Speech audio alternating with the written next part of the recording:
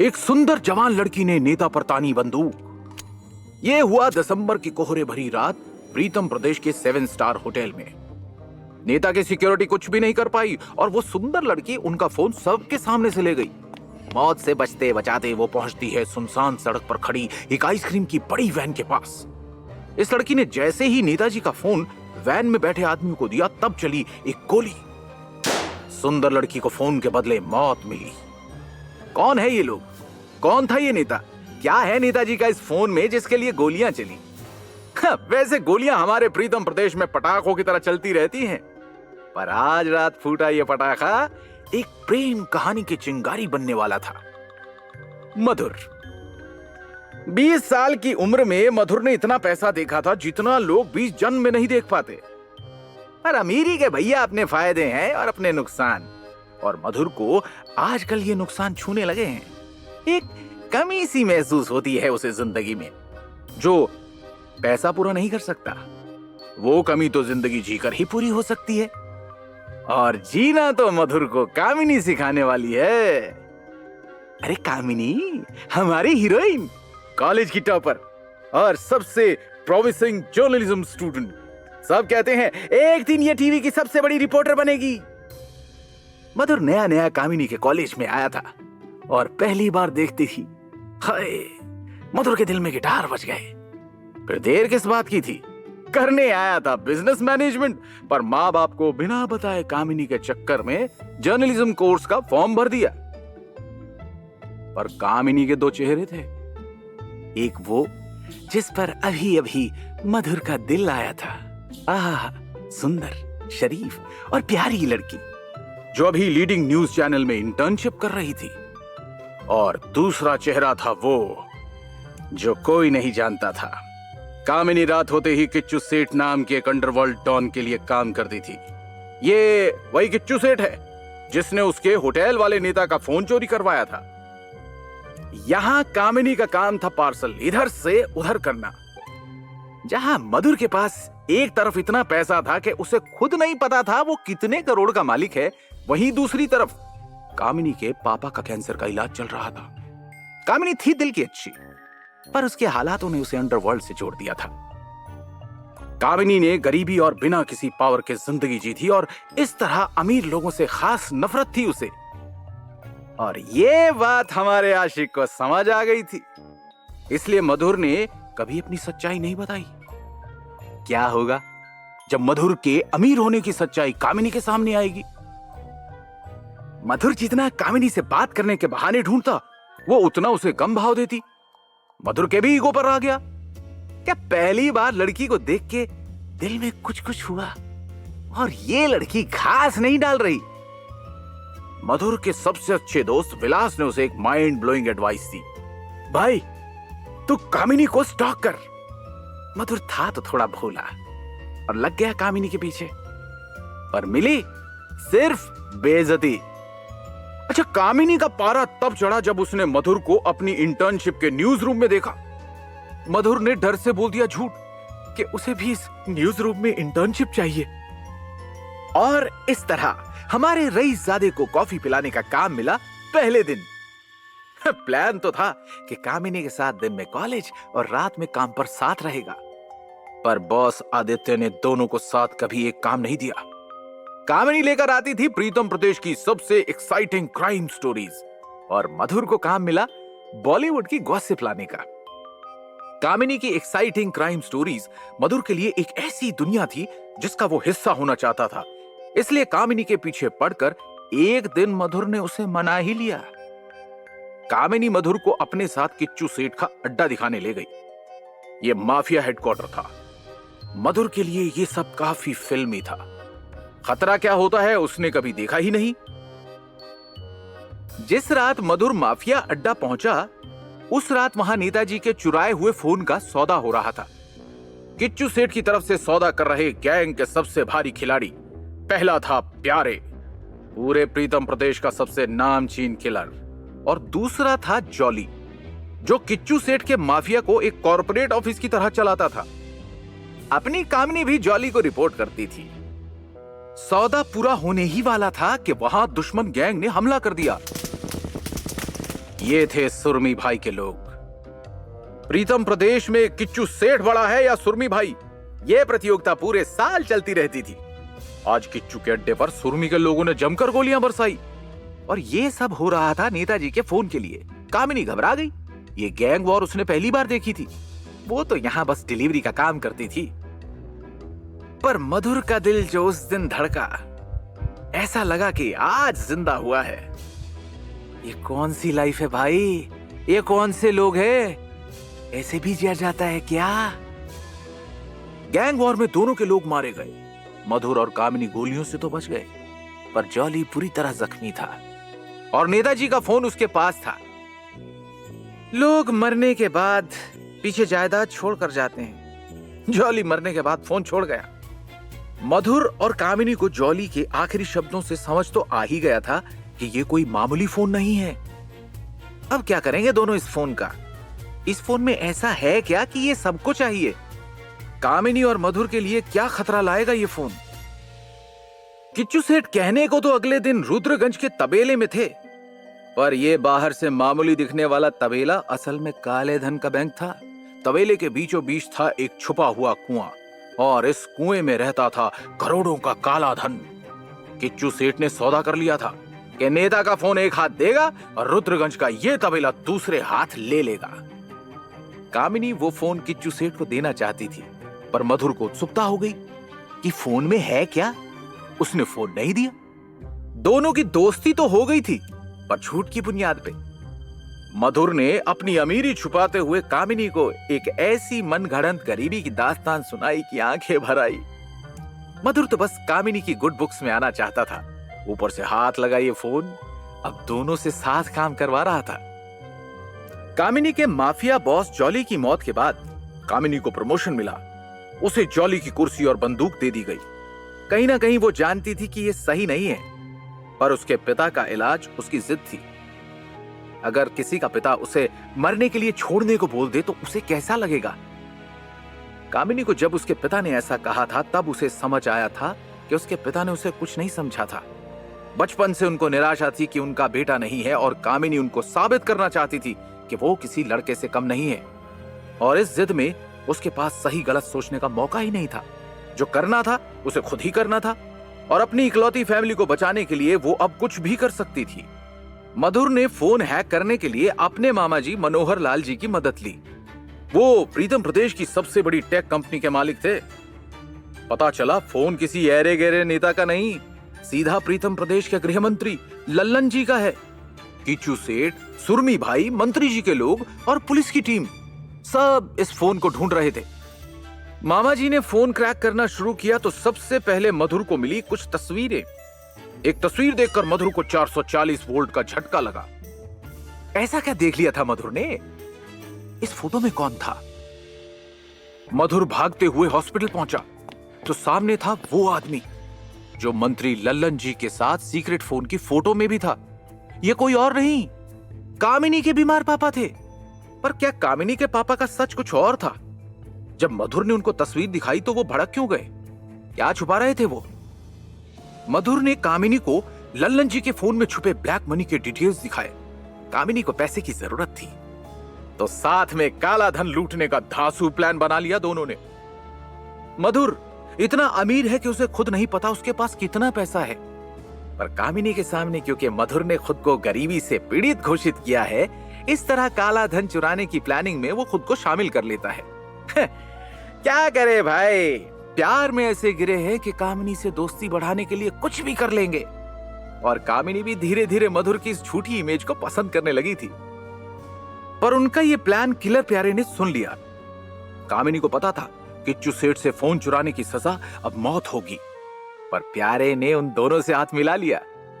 वो क्या था ना, प्यारे की भी एक प्यारी सी लव स्टोरी है। गर्लफ्रेंड खुशबू के परिवार को लगता था कि प्यारे भैया बिजनेसमैन हैं, पर प्यारे हैं प्रोफेशनल किलर। एक दिन सच सामने आ गया। प्यारे ने खुशबू और डॉनगिरी में खुशबू को चुना। पर क्राइम वर्ल्ड में घुसना आसान है, निकल पाना नामुमकिन है। प्यारे को खुशबू के साथ नई जिंदगी शुरू करने के लिए चाहिए था पैसा। रात के अंधेरे में प्यारे, मधुर और कामिनी की तिगड़ी रुद्रगंज तबेले को लूटने पहुंची। तबेले में रात को शराब और कबाब खूब चलते थे। पर आज की शराब में ये तिगड़ी नींद की गोलियां मिला चुकी थी। बीते ही सारे गार्ड्स आउट हो गए। मधुर और कामिनी कुएं से पैसे चुराने गए। प्यारे कुएं के बाहर ट्रक में बैठा था। धीरे धीरे ट्रक में पैसा भरता गया, पर पता नहीं कहां से पुलिस बल का सबसे शरीफ अधिकारी इंस्पेक्टर रुबाब सिंह आ टपका। प्यारे ट्रक लेकर भागा। कामिनी और मधुर फंस गए, पर मधुर ने इसी मौके पर चौका जड़ दिया। इसी कुएं के अंदर मधुर और कामिनी की पहली डेट हुई, पहला किस हुआ। लव स्टोरी शुरू हो गई थी, पर झूठ की बुनियाद पर प्यार कब तक टिकेगा। प्यारे ने पैसे से भरा ट्रक एक सुनसान जगह छुपा तो दिया था, पर इंस्पेक्टर रुबाब सिंह ने ट्रक ढूंढ लिया। अगले दिन किच्चू सेठ का अपहरण हो गया। रिहाई की कीमत थी लल्लन जी का फोन। बाप जैसे अपने किच्चू सेठ को छुड़ाने के लिए किलर प्यारे ने मधुर के हाथ आया फोन दे दिया। किच्चू सेठ छूट तो गए थे, पर मन में एक शक बैठ गया कि प्यारे को अचानक फोन कैसे मिल गया। एक दिन अचानक कामिनी के पापा की तबीयत खराब हो गई। मधुर को कुछ नहीं सूझा तो उसने लाखों के इलाज के लिए अपना कार्ड स्वाइप कर दिया। कामिनी को जब मधुर के अमीर होने का सच पता चला तो उसने कहानी वहीं खत्म कर दी। मधुर ने अपने टूटे दिल का मरहम काम को बना लिया। पहली बार पत्रकारिता की ताकत का मधुर को तब पता चलता है जब उसकी कवर की हुई छोटी सी कहानी से एक गरीब उम्रदार आदमी को अपने बेटे की मौत का मुआवजा मिल गया। मधुर को इस बात ने जिंदगी की एक नई राह दिखा दी। उसने एक अच्छा पत्रकार बनने की ठान ली। ब्लैक मनी सिस्टम को बेनकाब करने के लिए वो पीछे पड़ गया, और एक बार अपने हीरो ने कमिटमेंट कर दी तो वो किसी की नहीं सुनता। हमारे प्रीतमपुर में भैया सबसे बड़ा रुपया। अमीरी की वजह से कामिनी ने उसे छोड़ा था। अब उसी अमीरी के सहारे मधुर ने ब्लैक मनी सिस्टम की जड़ों तक पहुंचना शुरू कर दिया। मुंशी जी नाम के किरदार से मधुर का परिचय हुआ। कहने को शहर के सबसे सज्जन आदमी थे मुंशी जी, असल में इन्हीं के हाथ की कठपुतलियां थे। सारे प्रदेश के राजनेता, अभिनेता, माफिया, पुलिस, कह लीजिए मुंशी जी भगवान थे प्रीतम प्रदेश के। ब्लैक मनी सिस्टम इन्हीं का प्रसाद था, और इसी सिस्टम का बैंड बजाने निकला था मधुर। पर इस सिस्टम का हिस्सा कामिनी भी तो है। क्या मधुर अब अपनी कामिनी के खिलाफ जाएगा? क्या कामिनी खुद को और अपने क्रिमिनल दुनिया को बेनकाब करने से रोकने के लिए मधुर का नुकसान करेगी? कामिनी को एक दिन उसके पापा ने बताया कि उनके स्किन कैंसर की वजह कोई और नहीं, प्रीतम प्रदेश के गृह मंत्री लल्लन जी खुद हैं। आखिर ऐसा क्या हुआ था लल्लन जी और कामिनी के पापा के बीच? क्या कामिनी अब अपने पापा का बदला लेने के लिए मधुर का साथ देगी? क्या दोनों के दिल फिर जुड़ पाएंगे? ब्लैक मनी सिस्टम को बेनकाब करने के लिए निकले मधुर को पता चला कि प्रीतम प्रदेश में दो गुट हैं, एक गृह मंत्री लल्लन जी का गुट और दूसरा मुख्यमंत्री शुक्ला जी का गुट। लल्लन जी और शुक्ला जी थे तो एक ही पार्टी के। मुख्यमंत्री के पास होनी चाहिए ज्यादा ताकत, लेकिन पार्टी में दोनों का ओहदा एक सा था। मुख्यमंत्री शुक्ला जी ने ही उस रात लल्लन जी का फोन चोरी करवाया था, क्योंकि फोन में कुछ ऐसा था जो मुख्यमंत्री को पार्टी में मुखिया रहने के लिए चाहिए ही था। फोन की गुत्थी तो उलझती ही जा रही थी। क्या है जो मधुर फोन में ढूंढ नहीं पा रहा? पापा के कैंसर की वजह लल्लन जी से बदला लेने के लिए कामिनी को रोज नए आइडिया आते। हीरा ही हीरे को काटता है, इसलिए लॉजिक से क्राइम को काटने की ठान ली थी कामिनी ने। वो किच्चू सेठ की माफिया दुनिया में और घुस गई। अंधा पैसा और अंधी ताकत अब ये उसके दोस्त थे। इन्हीं के सहारे वो लल्लन जी से बदला लेगी। दुश्मन का दुश्मन दोस्त होता है, इसलिए कामिनी शुक्ला जी की तरफ हो गई। पर जल्दी ही समझ में आया कि प्रीतम प्रदेश का कोई भी मंत्री शरीफ नहीं है। शुक्ला जी तो लल्लन जी के भी बाप थे। अब क्या करेगी कामिनी? कैसे लेगी बदला? बदला तो किच्चू सेठ को भी चाहिए था, प्यारे से। अरे बाप की तरह प्यारे को पाला, काम सिखाया ताकि गद्दी संभाले, पर प्यार के लिए सब छोड़ के भागने वाला था। इस तरह किच्चू सेठ ने खुशबू और उसके परिवार को उठा लिया। प्रीतम प्रदेश का सबसे बड़ा किलर प्यारे फूट फूट कर रोया। किच्चू सेठ का भी दिल भराया। इसलिए ये एक आखिरी काम के बाद क्राइम की दुनिया से प्यारे की परमानेंट छुट्टी किच्चू सेठ ने मंजूर कर दी। क्या था ये आखिरी काम? किस किरदार के सर मौत आई थी? प्यारे आखिर खून तो कर देगा, पर क्या इसके बाद भी किच्चू सेठ उसे जाने देंगे? कॉलेज खत्म हो चुका था। और अब मधुर और कामिनी दोनों ही न्यूज रूम में इंटर्न से एम्प्लॉइज हो गए थे। कामिनी अभी भी मधुर को अमीर बाप की बड़ी औलाद वाली नजर से देखती है, जबकि मधुर ने अपने माता पिता को अब तक नहीं बताया था कि वो अब एक फुल टाइम जर्नलिस्ट बन चुका है। क्या है ना, मधुर को पता था उसके प्यारे पिता कभी उसे एक छोटे पत्रकार का काम नहीं करने देंगे, उल्टा वो तो उसके लिए सबसे बड़ा चैनल खरीद देंगे। और अब मधुर चाहता था अपने पैरों पर खड़े होना। वो दिखाना चाहता था कामिनी को कि वो भी कामिनी की तरह इंडिपेंडेंट बन सकता है। वो अभी भी कामिनी को इम्प्रेस करने में लगा था, इसलिए उसने अपने प्रिय पापा को कुछ नहीं बताया। पर जब बॉस आदित्य को कामिनी ने डेट करना शुरू किया तो मधुर पागल हो गया। पहली बार उसने अपनी अमीरी का गलत फायदा उठाया। आदित्य का न्यूज चैनल अब मधुर को खरीदना था, पर इसी रास्ते मधुर को पता चला जिस ब्लैक मनी सिस्टम को बेनकाब करने के लिए वो लड़ रहा था, उसके खुद के प्रिय पापा और उनकी कंपनी उसी सिस्टम के रखवाले थे। काले धन को सफेद करना ही उनका पारिवारिक व्यवसाय था। अपने हीरो के सारे उसूलों पर सवाल खड़े हो गए। क्या मधुर अब ब्लैक मनी सिस्टम को एक्सपोज करना चाहेगा? क्या अपने प्रिय पापा जिन्होंने उसकी जिंदगी की हर ख्वाहिश पूरी की थी, उनके ही खिलाफ जाएगा? कामिनी भी अपने उसूलों की लड़ाई लड़ रही थी। शुक्ला जी और लल्लन जी दोनों से मिलना था उसे, और इसके लिए कामिनी के दिमाग में आया एक खतरनाक प्लान। उसे किच्चू सेठ, सुरमी भाई और मुंशी जी को अब साथ लाना था। ये तीनों एक हुए तो लल्लन जी और शुक्ला जी सबका पावर बटन एक साथ ऑफ हो जाएगा। कामिनी को इन राजनेताओं के ब्लैक मनी की ऑक्सीजन सप्लाई काटनी थी। प्लान इतना बड़ा था कि कामिनी का सारा टाइम अब इसी में जाता। कहने को तो वो अपने पापा का बदला लेने के लिए कर रही थी, पर वो उनको अब समय और अटेंशन नहीं दे पा रही थी। कामिनी के पापा नहीं चाहते थे कि कामिनी की जिंदगी का मकसद एक बदला बनकर रह जाए, पर कामिनी को लगा कि पापा को उस पर भरोसा नहीं है। अगर बेटा होता तो क्या उसे भी बदला लेने से रोकते? ये कामिनी का सच था या वहम? किस हद तक जाएगी कामिनी? क्या इस बदले की लड़ाई में वो अपने पापा को खो देगी? कामिनी टीवी न्यूज की दुनिया के साथ साथ माफिया दुनिया का भी बड़ा नाम हो गई थी। उसके पुराने अंडरवर्ल्ड के मालिक आज उसी के नीचे काम कर रहे थे। कामिनी को बस अब मुंशी जी को इम्प्रेस करना था। फिर उसका प्रदेश के गृह मंत्री लल्लन जी और मुख्यमंत्री शुक्ला जी से बदला लेने का रास्ता साफ था। मधुर ने दिन रात एक कर रखे थे। मुंशी जी और ब्लैक मनी सिस्टम के खिलाफ वो सबूत जुटा रहा था, पर मुंशी जी तक ये खबर अब पहुंच चुकी थी कि एक न्यूज रिपोर्टर खास उनके ही पीछे पड़ा है। ये खबर देने वाली कोई और नहीं, कामिनी खुद थी। फिर उसने आधी खबर क्यों दी? क्यों नहीं बताया कि रिपोर्टर का नाम मधुर है? खबर सही निकलने के बाद मुंशी जी को कामिनी पर भरोसा हो गया। सब सही जा रहा था। बस कामिनी को यह सवाल सता रहा था कि मधुर को आखिर उसने मुंशी जी से बचाया क्यों? मधुर जिस सिस्टम के पीछे पड़ा है, अगर वो एक्सपोज हो गया तो कामिनी खुद भी फंस जाएगी। क्या कामिनी के मन में अब भी मधुर के लिए कुछ था? वो अपनी भावनाएं छुपा क्यों रही थी? वो क्यों प्यार से भाग रही थी? न्यूज चैनल के बॉस आदित्य का और मधुर का शुरू से ही 36 का आंकड़ा था। एक तो दोनों को कामिनी से प्यार था, ऊपर से दोनों के पत्रकारिता के उसूल अलग थे। आदित्य ने पेशे को बेच खाया था, पर जैसे मधुर का काम आदित्य देखता है, उसे अपनी खुद की शुरुआत याद आ जाती है।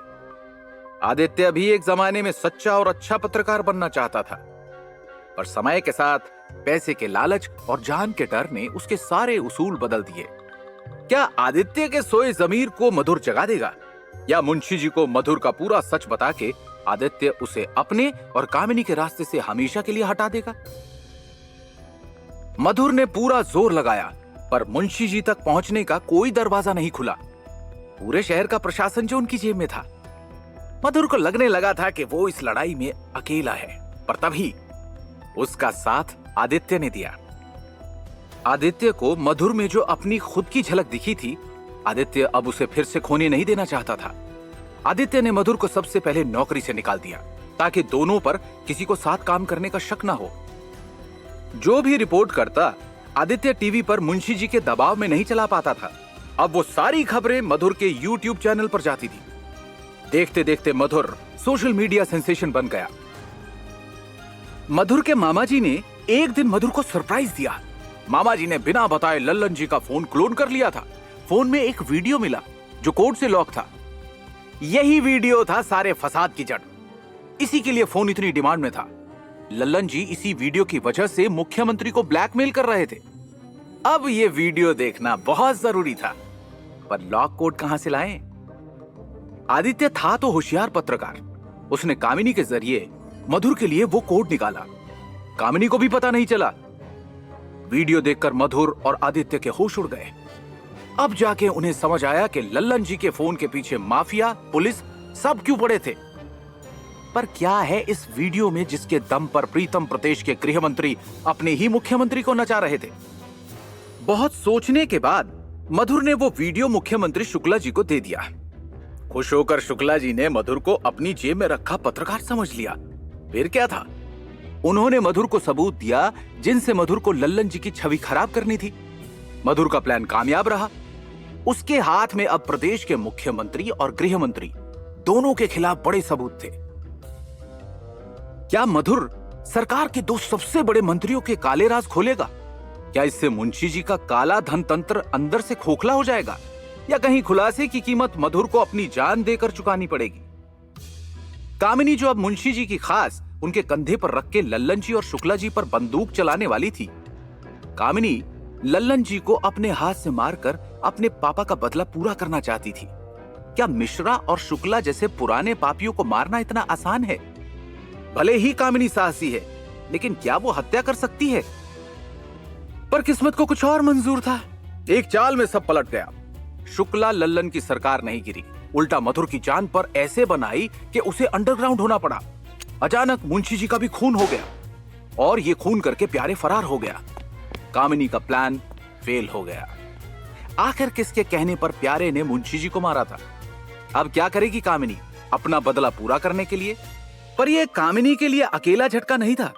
उसका दिल फिर से टूटा जब आदित्य ने भी उसे छोड़ दिया। एक तरफ कामिनी बिल्कुल अकेली हो गई थी, दूसरी तरफ मधुर की जिंदगी में दूसरी हीरोइन ने एंट्री ले ली, नयन। नयन न्यूज रूम और लाइफ दोनों में मधुर की सीनियर थी। नयन एक जबरदस्त वॉर रिपोर्टर। नयन के साथ मधुर ने नई तरह से काम सीखा, जहां सिर्फ एक नियम था, किसी भी कीमत पर सच ढूंढना। नयन की मदद से मधुर को जीत मिली। ब्लैक मनी सिस्टम और उससे जुड़े बड़े बड़े लोगों के खिलाफ अब मधुर के पास सबूत थे। पर मधुर अगर सिस्टम एक्सपोज कर देगा तो कामिनी भी बुरी तरह से फंस जाएगी। क्या करेगा मधुर?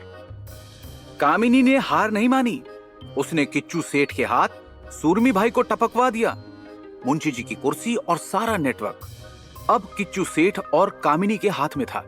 कामिनी बस अब अपना बदला पूरा करना चाहती थी, पर मधुर को कामिनी की चिंता खाई जा रही थी। मधुर एक आखिरी बार कामिनी से बात करने जाता है, उसे समझाता है क्राइम वर्ल्ड छोड़ दे, पर कामिनी मंजिल के इतने करीब पहुंच के अब मुड़ नहीं सकती थी। पर वो मधुर का काम की तरफ प्यार देखकर खुश थी। कामिनी ने मधुर को ब्लैक मनी सिस्टम को एक्सपोज करने की पूरी छूट दी। कामिनी को भरोसा था कि मधुर उसे कुछ नहीं होने देगा। लग रहा था सब ठीक होने ही वाला है, पर फिर अचानक ऐसा कुछ हुआ। सारे सबूतों के साथ मधुर ने खुद को किच्चू सेठ के सामने सरेंडर कर दिया। क्या कामिनी मधुर को बचा पाएगी, या प्यार और बदले में बदला जीतेगा? प्रीतम प्रदेश में उलझी मधुर और कामिनी की इस कहानी में अभी बहुत कुछ होना बाकी है। ना इनके कारनामे रुकेंगे, ना इनकी कहानी। और यही सुनने के लिए पॉकेट एफएम डाउनलोड करें।